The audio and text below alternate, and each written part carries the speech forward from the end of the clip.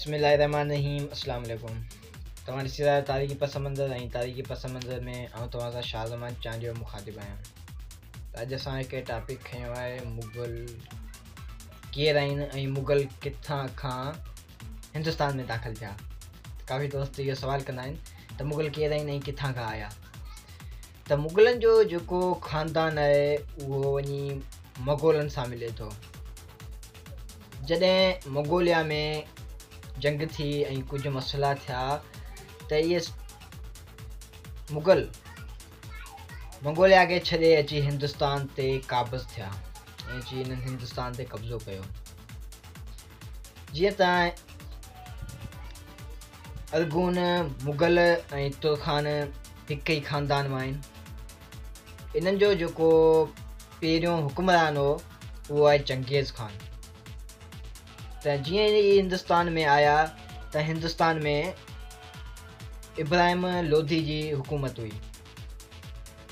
ज़हीरुद्दीन बाबर 1526 ईस्वी में इब्राहिम लोधी खे शिकस्त ॾेई पाण हिंदुस्तान जो बादशाह बणियो।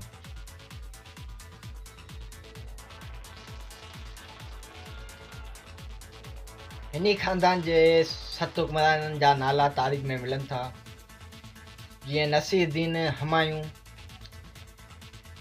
जीअं हिंदुस्तान में कुझु वरी जंग जी सूरत हाल थी वई त उन खां पोयां जेको सो हुमायूं सिंध में उमरकोट में अची राज पज़ीर थियो।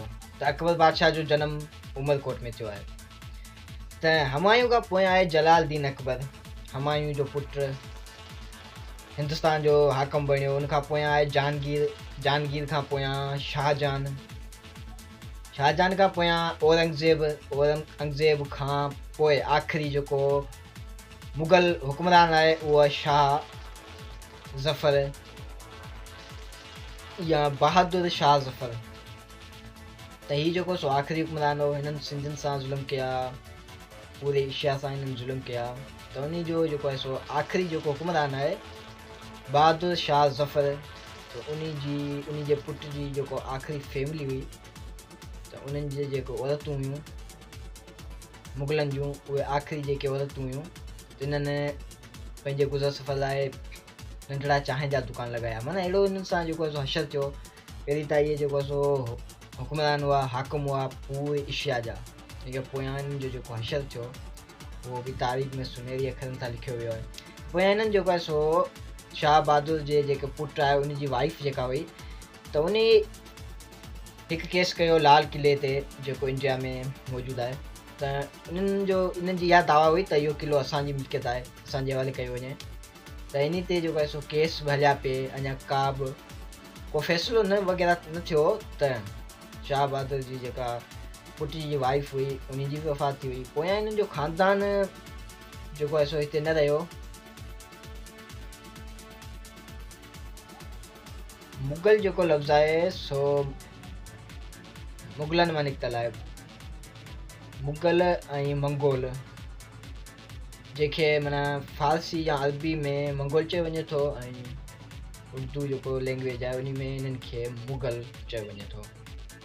त इन जो जेको पहिरियों हुक्मरान हो जंहिं इंसानी खोपड़ियुनि जा मीनार ठाहिराया। जिथे माना हीउ जेको आहे सो हमिलो कंदो त उते इंसानी जानियूं ज़ाया कंदो हो।